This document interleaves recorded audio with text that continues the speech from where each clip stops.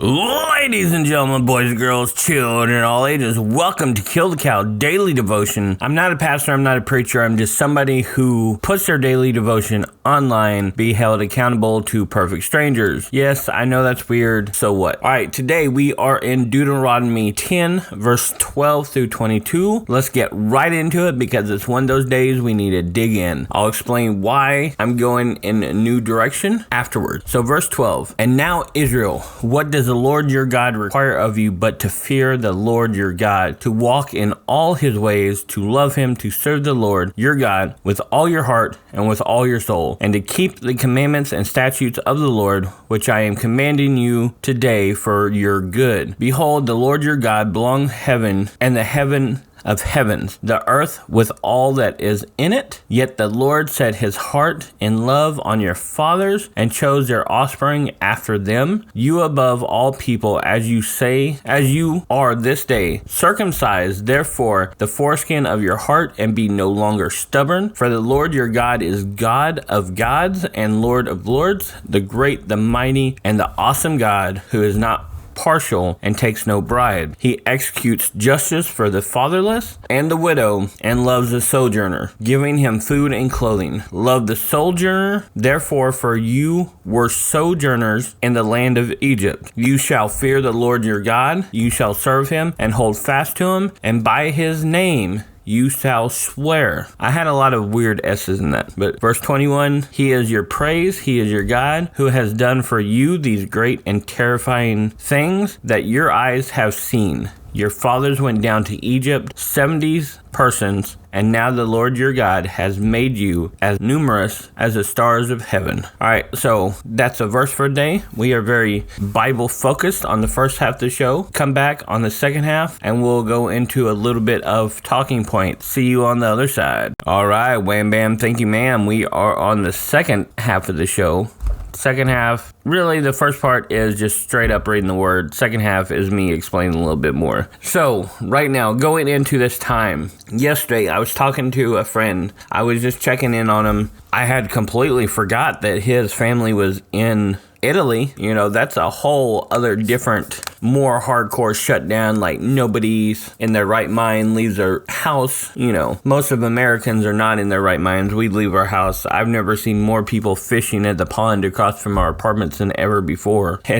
It's crazy times. And so I was talking to him and I realized that going into this year, my year starts November 6th. I have a new mission statement, whatever I feel like God is directing me, wherever God is leading me. I truly believe it was a word from God, and this year is no different. I said God was going to show himself to me this year. God hashtag someone to you. And I did not know how true that would be. I mean, so far this year, I've switched jobs. Within a week of switching jobs, people started locking themselves down. Within that, I lost so much an hour. I'm not going to say, I don't remember if I've said on radio, but just because of how untrained I was. But God is still faithful. God is still allowing me to go forward.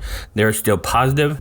My anxiety is low. Am I scared? Hell yes. But the anxiety of it all is still low, and God is still showing himself and proving how real he is in my life. Am I gonna have a breakdown again? There was one time when I was coming home and I was just like, I don't know if I could take this. But that is me coming out of depression and just wanting to die. And now God's revealing himself. I'm still speaking on the airwaves across the world. And I find more joy in that. And it's becoming so much easier to read something and to see God in it and just be able to speak that from a point when I was so young that I didn't know if I was going to lose my speech impediment or I was going to retain that. You know, at a point I couldn't talk. And now speaking across the world, I hate to say it, but overall, I'm speaking to literally hundreds of people a day, whether it be the Raise and Rise show on Instagram or this podcast or through even Pinterest and doing designs and sharing my love of designs with people. I'm still able to reach people. I have become all things to all people that a few may be saved.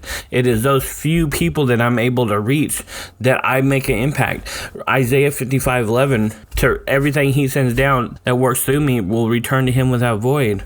we must change our mind, change our genetic makeup for the neurons to go from A to B faster, according to Romans 12:2. Science lesson.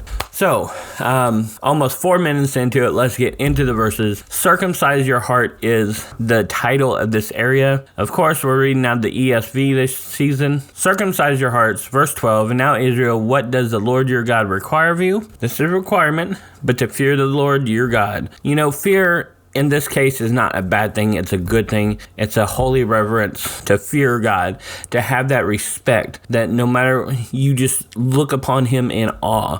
Fear in this case is not, oh my God, I'm scared. But, you know, I have a reverence for you. In all his ways, to love him, to serve the Lord your God with your heart, with all your soul, and to keep the commandments and statutes of the Lord, which I'm commanding you today for your good. Behold, your Lord your God belonging to heaven, and the heavens of heavens, and earth within it. Yet the Lord set your heart in love on your fathers and chose their offspring after them, you above all people, as you are this day. Circumcise therefore the foreskins of your heart. That's a weird concept. I mean, I understand the foreskin, of a male because I am a male.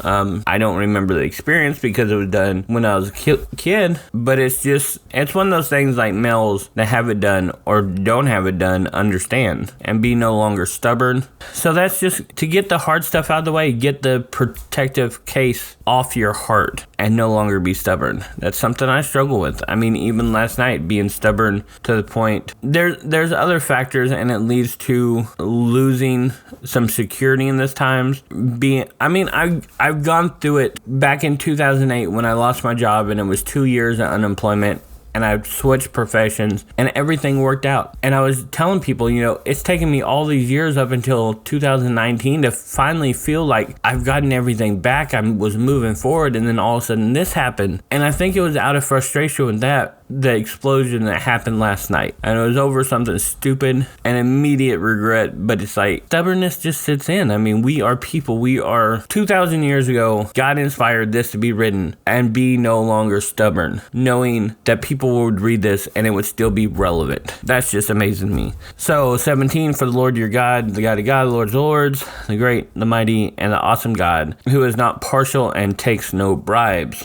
See, and right there's an even playing field. God loves us so much that he is true in his word. And I hate to say it, but even in disasters, even in this pandemic, there are people on the quote-unquote good side and the quote-unquote bad side. When people, I was watching 100 People or whatever that new show is on Netflix, and based on looks alone, people would give people different sentences to spend in jail sentences based on how they look. God is not like that. He is not partial. Justice is blind. In this case, that applies here. Who is not partial and takes no bribe. Equality. Jesus is the one true person that judges on an even playing field.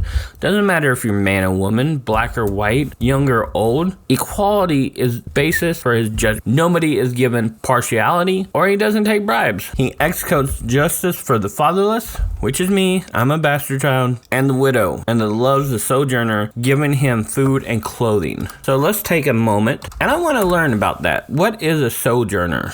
I've heard that term before in life, but I've never really... Alright, it came up pretty quick on dictionary.com. Alright, so here's the definition. A sojourner is a person who resides temporarily in one place. Alright, so what we're looking at is a person who resides temporarily in one place. So therefore, on verse 19, love the sojourner, somebody who resides in the place temporarily. Therefore, for you were sojourners in the land of Egypt. Now, granted, that was 400 years. You shall fear the Lord your God. You shall serve him and hold fast to him, and by his name you shall swear. Alright, so take an oath. Oaths are very, very hardcore in the Bible because you are letting your yes be yes and your no be no. Man should be taken by the word. There's something scientific that when you come to a term or an agreement with somebody that you need to shake hands, you need that point of contact. And in a time when people are limited to contact, we need that human interaction.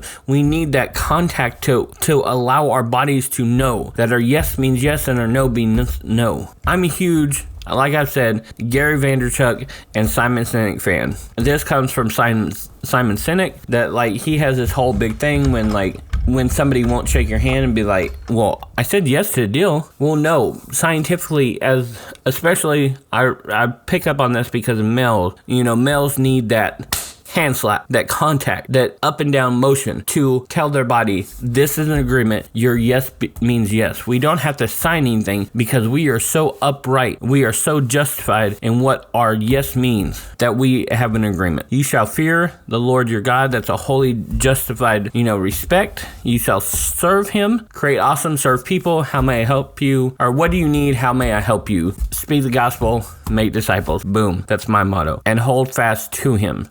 In this time, not be driven by anxiety, but say, God, I am yours. Do what you will. Let's get it done. And by his name you shall swear. Let your yes be yes and your no be no. He is your praise in season, out of season. That's my words. All right. He is your God who has done for you these great and terrifying things that your eyes have seen. We have witnessed to things in our life that could only be of God, because of who he is. Verse 22, your fathers went down to Egypt, 70 persons, and now the Lord your God has made you as numerous as the stars heaven. So he has kept his promises. He has been justified. He has stood by us. And now we need to do the same, because in times like this, people need hope. People need something to grab a hold of. So who are we? That's why I always say, create awesome, serve people. How may I help you? What do you need? Speak the gospel, make disciples. That's my motto. Simple as that. That's how I can stand by God. In the meantime, I worship him.